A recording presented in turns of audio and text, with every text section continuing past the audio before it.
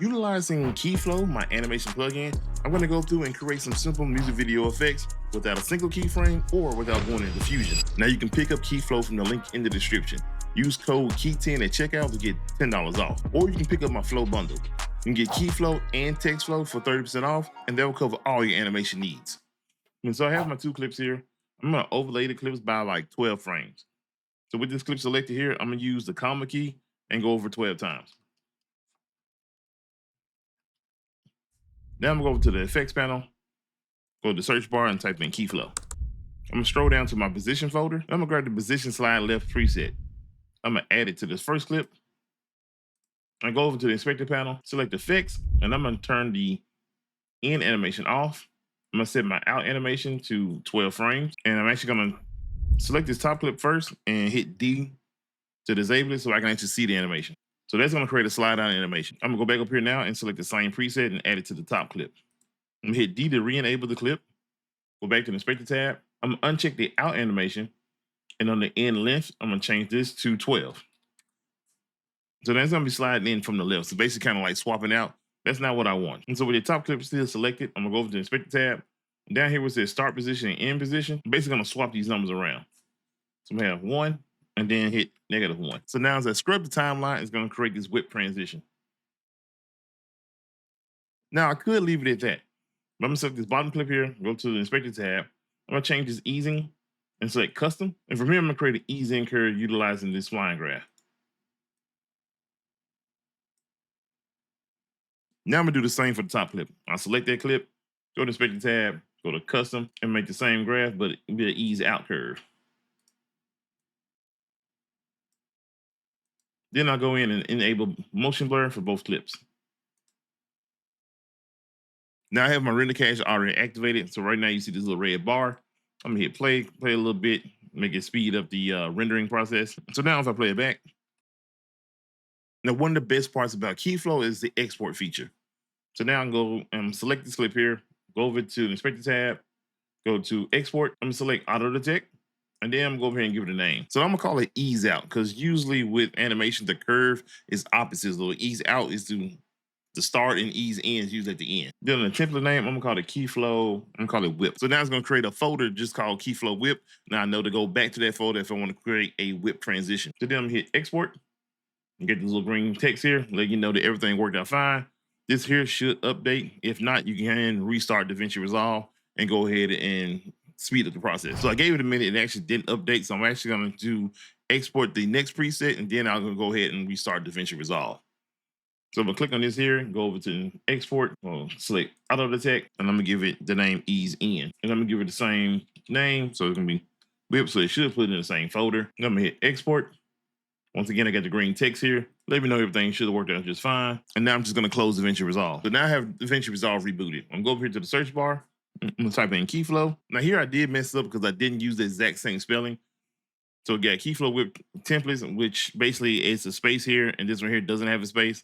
But as long as the file is exactly the same name or exactly the same spelling with the exact same spacing, it will put everything in one folder. So now if I go back and delete these presets, the next time I want to create a transition, all I have to do is layer these two clips, roughly about 12 frames, and select the ease in, place it on the bottom clip, ease out, place it on the top clip. If I click on it, you see all the changes that we made are already there, so I don't have to make those adjustments again. By the way, let me know what you think of Drake's absurdly 3 albums, like 45 tracks. Ironically enough, all 45 of them are trash. Know your fucking place, trash. Not really, but more or less they are. If you're a Drake fan, fight with me in the comments. Now for this next example, I am gonna go into Fusion for a split second. So I'm gonna select my clip here. I'm actually hold Alt and make a copy. I'm gonna select the clip, and with my playhead over the top clip, I'm gonna go into Fusion. I'm just gonna grab the magic mask so I can mask out my subject. Now that I have my subject mask out, I'll return back to the edit page. This middle clip here, I'm gonna select it. I'm gonna hit D to disable. So now I'm seeing the third clip here at the bottom. I'm gonna go into the Keyflow presets, and I'm gonna select Keyflow 0 to 1.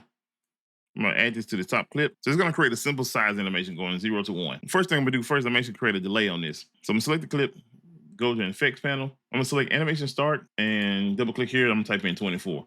It's gonna create a 24 frame delay. in between when the animation, well, between when the clip starts and when the animation starts. So now if I play it back, it waits for a second, then I'm gonna disable the animation out. So now if I play it, it's gonna wait 24 frames, then animate in. Actually, I'm gonna tweak that though, because I actually wanted to animate right when his hand waves. So I'm gonna play this, I'm gonna go back. So right at the end of his hand waving, I'm gonna go back over here now, and I'm gonna turn this down to where the animation is already fully animated. So basically about a 15 frame delay. Now another thing I wanna do, I wanna change the pivot point. So if I go over here to this drop down and go to Fusion Overlay, I can see my overlay and I can see the pivot point here. I'm gonna move down the Y axis and line it up right with his feet. That way, instead of just zooming in from the background, it's actually gonna zoom upward. So it's kind of like create like this grow animation. So I'm gonna select the original copy clip, hit D to re-enable. I'm going back into position and select Keyflow down. That creates this down animation. I'm gonna drag and drop it to the clip. So my top clip was delayed by 24 frames. This next clip here, I go back in here to the animation start, and I'm gonna type in 30. So it'll animate in a few frames after my original clip. So with script timeline, he comes in and then you see the background drop in. Now I want to create a little bit of a shake on it. So I'm gonna select that clip and go back into the inspector tab.